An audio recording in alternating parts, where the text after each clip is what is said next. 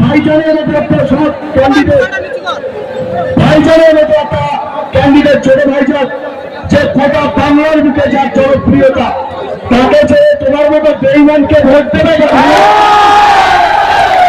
নোংরামির একটা সীমা আছে। তুমি ভাঙনের মানুষকে বেঈমান বলো, নির্লজ্জ বেহায়া কথা বলো। তুমি জীবন করে যে প্যাকেট চালিয়েছ, হেরে যাওয়ার পর তোমার তো ভাঙর ক্যানিংয়ের মানুষ একবারে দেখিনি। তুমি তো ক্যানিং ধরাচ্ছ। প্রতিবেদন দেখছিলাম, শুনবেন ভালো করে, একটু আসতে কথা বললে কিন্তু আপনারা কিন্তু শুনতে পারেন না, বুঝতে পারবেন না। একটুখানি শুনুন মনোযোগ দিয়ে। আজকে সকালে একটা খবরের কাগজে প্রতিবেদন দেখছিলাম, এখানকার যিনি হারমান, এখানকার যিনি 15 বছরের এমএলএ ছিলেন, ভাঙড়ের ক্যান্ডিডেট হয়েছিল, আজকে কি বলেছে জানেন? বলে ভাঙড়ের মানুষ বেঈমান। কেন বেঈমান? ওনাকে জেতাই নিতে হবে। আরে ভাঙড় আর ক্যানিং তো পাশাপাশি। জানে তো ভাঙড়ের মানুষ যে ক্যানিং তুমি কি জ্বালানো জ্বালাচ্ছ,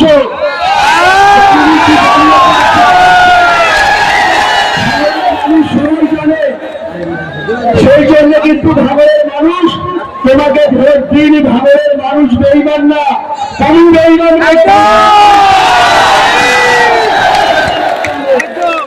ভাইজানের মতো একটা সৎ ক্যান্ডিডেট, ভাইজানের মতো একটা ক্যান্ডিডেট, ছোট ভাইজান, যে গোটা বাংলার বুকে যার জনপ্রিয়তা, তাকে যে তোমার মতো বেঈমানকে ভোট দেবে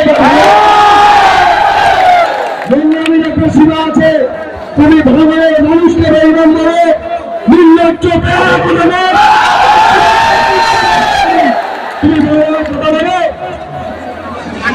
তুমি জীবন করে যে প্যাকেট চালিয়েছ, হেরে যাওয়ার পর তোমার তো ভাঙর ক্যানিংয়ের মানুষ একবারে দেখিনি। তুমি তো ক্যানিং ধরাচ্ছ।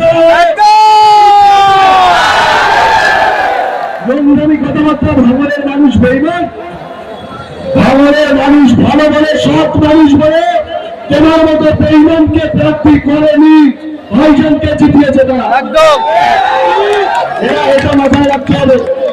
আমি এখন বক্তব্য দীর্ঘায়িত না, সব জায়গায় রাস্তাটা পুরো জ্যাম, গোটা এলাকা